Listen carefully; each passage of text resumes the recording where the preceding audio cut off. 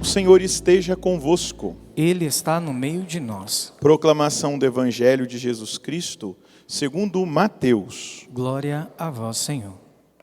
Naquele tempo disse Jesus aos seus discípulos: quando orardes, não useis muitas palavras como fazem os pagãos. Eles pensam que serão ouvidos por força de muitas palavras. Não sejais como eles, pois vosso Pai sabe do que precisais, muito antes que vós o peçais. Vós deveis rezar assim: Pai nosso que estais nos céus, santificado seja o teu nome.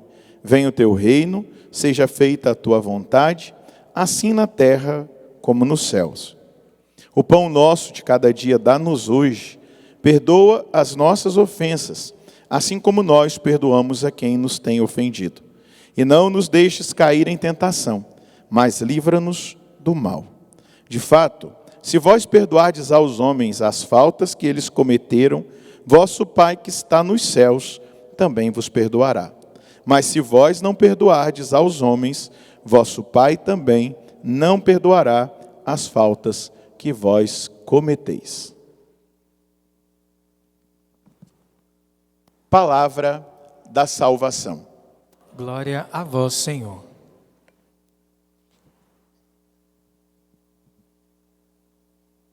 Que as palavras do Santo Evangelho perdoem os nossos pecados.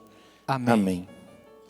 Meus irmãos, minhas irmãs, nesse dia, nessa quinta-feira, nós somos convidados a perceber algo que a liturgia da palavra quer nos provocar. Especialmente quando fica em destaque a figura do profeta Elias, que é destacado aqui no texto da primeira leitura, mostrando exatamente o resultado da ação de Deus na vida de um homem que reza. Aquilo que é descrito, que o profeta fez em nome de Deus, ele o fez porque ele era um homem que rezava. Diga comigo, Elias era um homem que rezava. Olha só o que vai dizer o Eclesiástico. O profeta Elias surgiu como um fogo, e sua palavra queimava como uma tocha. Fez vir a fome sobre eles, e no seu zelo reduziu-os a pouca gente. Pela palavra do Senhor, ele fechou o céu, e de lá fez cair fogo por 3 vezes. Ó Elias, como te tornaste glorioso por teus prodígios. Pelo que Elias tornou-se glorioso? Pelos prodígios que ele realizou. E como ele realizou esses prodígios? Porque ele era um homem de oração. Ele tinha comunhão com Deus. E a comunhão com Deus que Elias tinha era tão profunda que ele tinha até as chaves da natureza. Ele dizia que ia parar de chover e parava de chover. Ele dizia que ia voltar a chover, voltava a chover. Ele dizia que ia cair fogo do céu caía. Porque ele tinha a chave dos prodígios, porque ele tinha comunhão com Deus. Quem poderia gloriar-se de ser semelhante a ti? Tu que levaste um homem da morte, que levantastes um homem da morte, ou seja, ele ressuscitou uma pessoa que já estava morta. E dos abismos, você tirou pessoas pela palavra do Senhor. Tu que precipitastes reis na ruína e fizeste cair do leito homens ilustres. Tu que ouviste censuras no Sinai e decretos de vingança no Horebe. Tu que ungistes rei para tirar vingança e profetas para que pudessem te suceder. Tu foste arrebatado num turbilhão de fogo, um carro de cavalos também de fogo. Por que Elias fez esse prodígio? Relatado aqui pelo Eclesiástico. Quantos prodígios Elias fez? Porque ele era um homem que rezava, que orava. Mas olha que interessante. Se você pegar a sua Bíblia e abrir na carta de São Paulo a Tiago, ou melhor, de São Paulo não, a carta de Tiago, apóstolo, no versículo 17, Tiago vai dizer assim: Assim Elias, que era um homem semelhante a nós. Repita comigo, Elias era um homem semelhante a nós. Gente, Elias não era diferente de nós, era um homem semelhante a nós, como nós. Amém? Um ser humano. Elias era um homem semelhante a nós, orou com insistência para que não chovesse e não houve chuva na terra durante 3 anos e 6 meses. Em seguida tornou a orar e o céu deu chuva e a terra produziu seu fruto. Porque Elias era um homem como... Repita mais uma vez, Elias era um homem como... Mas eu quero dizer para você uma coisa. Eu quero ser um homem como Elias.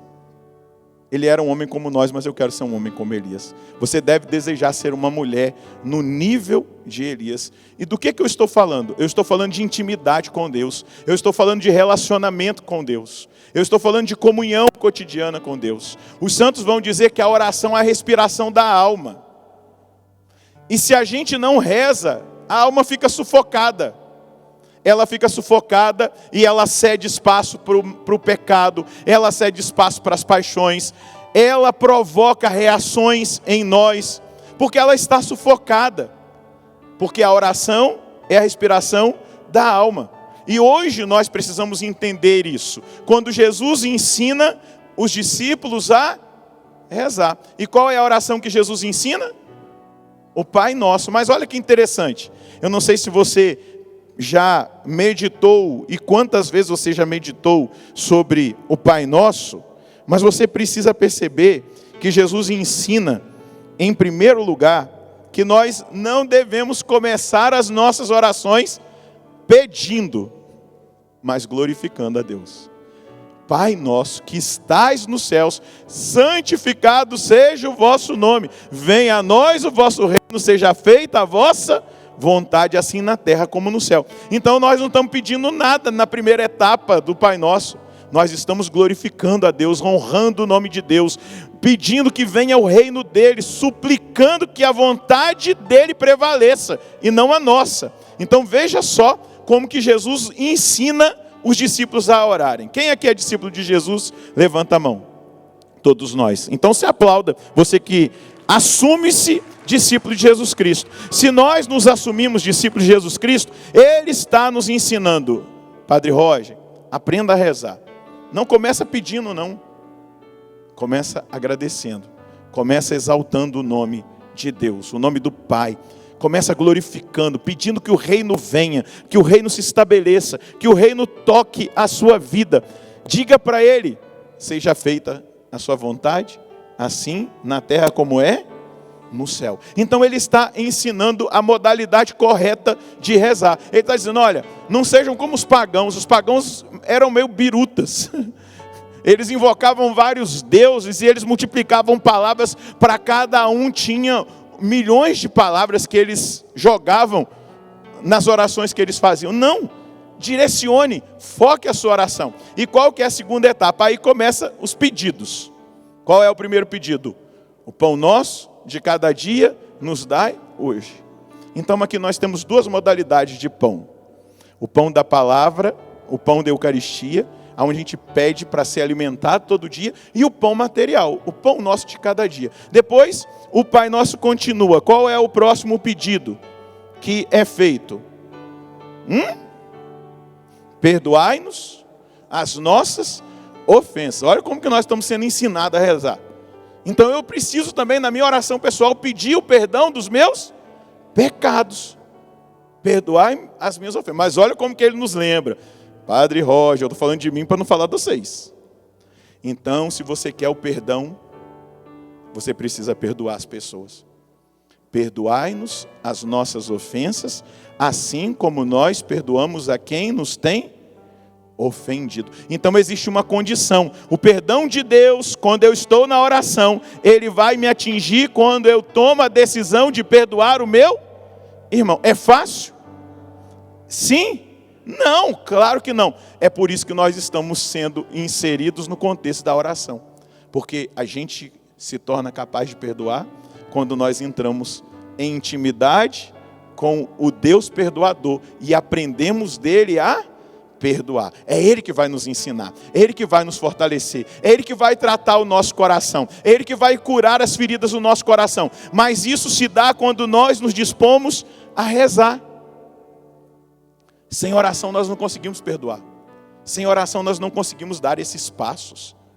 E veja como Jesus trata isso com muita seriedade. Olha o que ele diz. Depois de ensinar a oração, ele vai dizer: de fato, se vós perdoardes aos homens as faltas que eles cometeram, vosso Pai que está nos céus também vos perdoará. Mas, se vós não perdoardes aos homens, vosso Pai também não perdoará as faltas que vós cometestes. Então, o chamado à oração, e uma oração disciplinada, diária, cotidiana. Quem aqui lembra de tomar água todo dia? Levanta a mão. Quem aqui lembra de comer? Seu estômago avisa? Avisa. Está na hora de comer, está com fome. Tem gente que marca lá. Eu estava na casa de uma pessoa essa semana, numa missão que eu estava, que o telefone dela tocava de 3 em 3 horas. Era a hora dela comer. A gente tem que pedir o Espírito Santo para que Ele nos desperte também.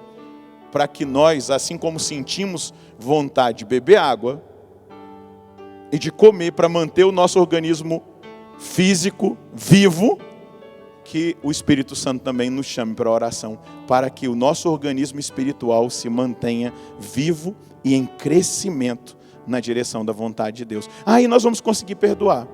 E aí qual é as duas últimas indicações da oração que nós devemos pedir ao Senhor? Não nos deixe cair em tentação. Eu imagino que todos os que estão aqui sofrem tentações, ou é só o padre? Todos nós. Por isso que ele está ensinando a gente a pedir: não me deixe cair em tentação, porque eu estou sujeito à tentação. Você está sujeito à tentação. E então ele está ensinando a gente a rezar.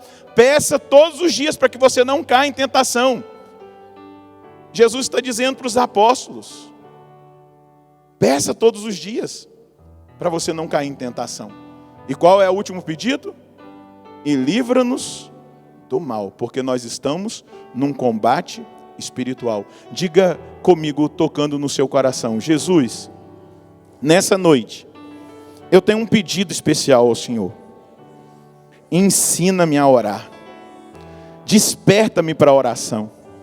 Eu quero viver uma experiência cotidiana de intimidade com o Senhor. Assim como o meu organismo físico me lembra todos os dias que eu devo comer, que eu devo ingerir água, líquido, que o meu organismo espiritual, que a minha alma, que tem necessidade de oração para viver, para expandir-se, eu também seja despertado para a oração, que seja cotidiana, que seja determinada, que seja uma oração crescente e exatamente assemelhando-se à oração que o Senhor ensinou aos seus discípulos. Eu quero sair dessa noite de graça determinado a rezar. E me ensina também, Jesus, a ser como o profeta Elias, um homem de oração, totalmente voltado para o Senhor. Amém. Eu aprendi com Santo Tomás de Aquino que existe uma oração infalível. E Santo Tomás de Aquino diz o seguinte, que a oração infalível, ela é uma oração feita das seguintes formas. Primeiro, que seja algo que eu peça para mim, porque eu não tenho o poder de mudar a pessoa que eu possa estar intercedendo por ela. Não que eu deva interceder, eu não devo interceder. Mas quando eu oro por mim, é porque eu estou de verdade dizendo para Deus que eu quero mudar. Eu posso continuar rezando pelo outro, mas Deus vai precisar de uma brechinha para ele entrar na vida da outra pessoa. Amém? Depois, São Tomás de Aquino diz que a oração infalível é aquela que é feita com humildade. Então, que eu peça algo para mim, que eu faça essa oração com humildade, com perseverança, diga comigo, perseverança, e que eu peça algo que seja para minha salvação. E agora eu aprendi oração infalível, então vou pedir para eu ganhar na Mega Sena, para eu ficar milionário. Isso será que é para a sua salvação? Mas para você vencer um pecado, uma tentação, um vício, para você melhorar o seu temperamento, o seu caráter, a sua personalidade, os seus relacionamentos, isso é para a sua salvação. Para você sair do fundo do poço, da miséria do mundo, daquilo que o mundo prega, os ensinamentos errados que estão sendo aí disseminados para todo lado, isso é para a sua salvação. E se você pede, essa oração é infalível. Outra oração infalível que Jesus vai dizer que o Pai nunca pode negar o Espírito Santo àquele que o pedir. Então, quando nós pedimos o Espírito Santo, nós temos que ter a plena convicção que o Espírito Santo é dado a nós, porque Jesus disse, o Pai não pode negar o Espírito Santo àqueles que o pedirem. Amém? Olha para quem está do seu lado. Você está entendendo? Sim ou não? Agora, eu vou para o final da homilia, porque eu preciso terminar. Santo Afonso Maria de Ligório dizia assim, quem reza se salva, quem não reza se condena. Muitas almas que serão condenadas ao inferno sofrerão uma dor intensa quando descobrirem que se tivessem rezado teriam se salvado. Isso é profundo, não é para que nós temamos a nada, mas é para que nós entendamos que a oração é um caminho de salvação. Depois, Santo Afonso ainda vai dizer, é preciso que nós nos convençamos de que da oração depende todo o nosso bem. Diga comigo, da oração depende todo o nosso bem. E aí continua Santo Afonso, escuta, da oração depende a nossa mudança de vida. Diga, depende a nossa mudança de vida.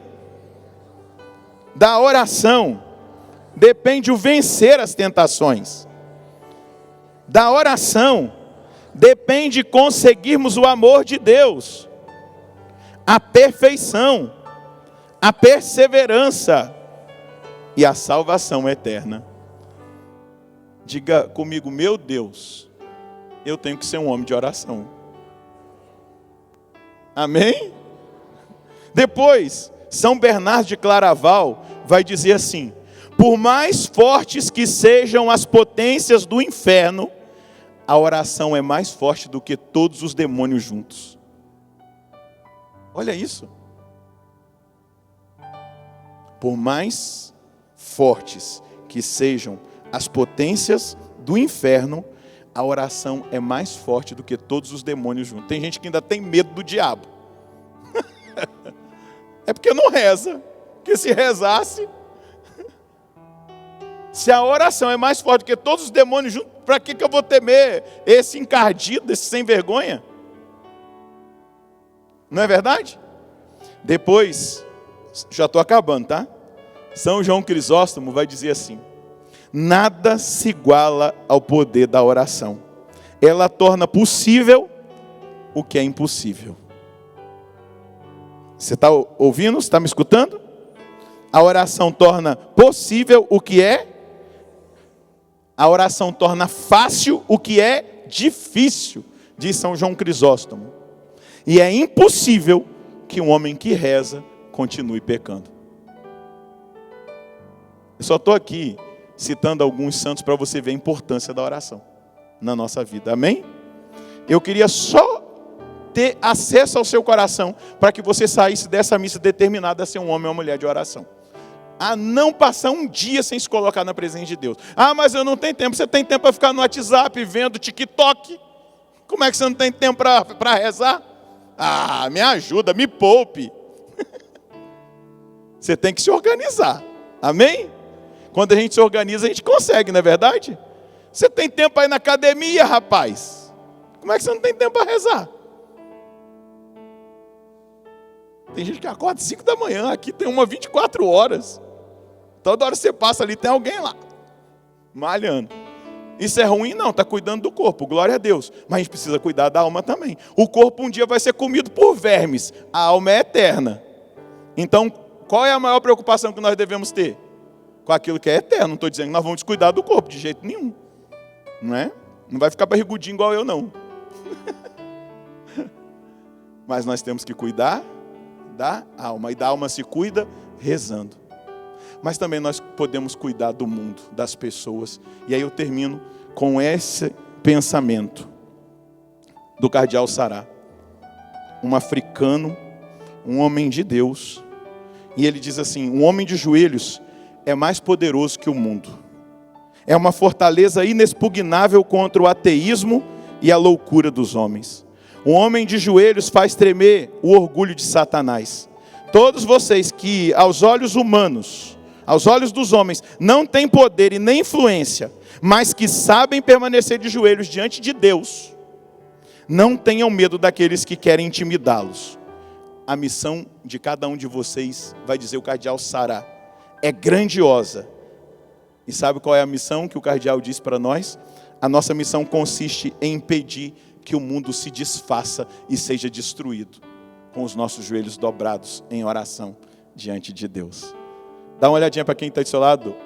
Fala assim: meu querido, se você for uma mulher ou um homem que reza, você é a pessoa que tem mais influência sobre a face da terra. Não é nenhum desses políticos que estão aqui em Brasília ou em qualquer parte do mundo. Você será a pessoa mais influente da face da terra se você rezar. Amém? Porque quem reza, rege o mundo. Amém? Você acredita? Então traz a sua mão sobre o seu coração e diga para o Senhor em oração: o que é rezar se não dialogar, conversar? E olha, deixa eu te dizer, é muito importante que a gente entenda isso. Oração não é monólogo, não é só eu que falo, Deus também precisa falar. É um diálogo, eu falo e eu faço silêncio para escutá-lo. Então fala para Deus aí agora que você quer ser um homem de oração, uma mulher de oração. Fala para Deus, faz uma oração simples, mas uma oração verdadeira. Se você verdadeiramente hoje, diante da palavra que foi pregada, diante do texto que nós recebemos na liturgia, o padre não escolheu esse texto, é a igreja que nos deu o livro do Eclesiástico, o Salmo de hoje, o Evangelho, porque Deus está convidando o seu povo a ser um povo de oração. O Deus está convidando o seu povo a ser o povo que mais influencia a face da terra. Não podem ser as ideologias, os pensamentos desse século. Se os pensamentos desse século, se as ideologias estão influenciando mais, é porque a oração baixou de nível na igreja. Se nós elevarmos a oração, será a igreja e a sã doutrina e o evangelho que mais vai influenciar o mundo, e não o contrário.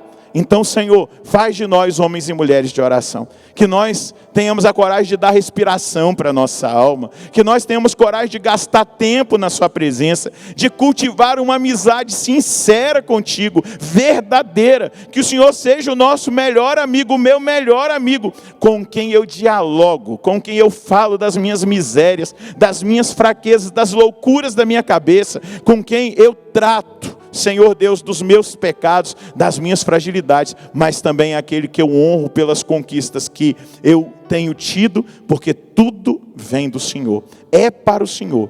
Muito obrigado, Senhor, porque hoje o Senhor me chama à oração. Jesus, o Senhor rezava e rezava sempre. O Senhor tinha comunhão com o Pai todos os dias. O Senhor passava a madrugada em oração. Às vezes trabalhava o dia inteiro na obra da evangelização, curando, libertando, expulsando demônios, ensinando. E depois o Senhor passava a madrugada inteira na presença do Pai, em comunhão de oração. Então toca-me, Jesus, e toca esse povo que o Senhor me confiou nessa noite, para que daqui se levantem novos Elias. Nós somos homens. Elias era homem como nós, e nós queremos ser homens e mulheres no nível do profeta Elias. Amém. Louvado seja nosso Senhor Jesus Cristo.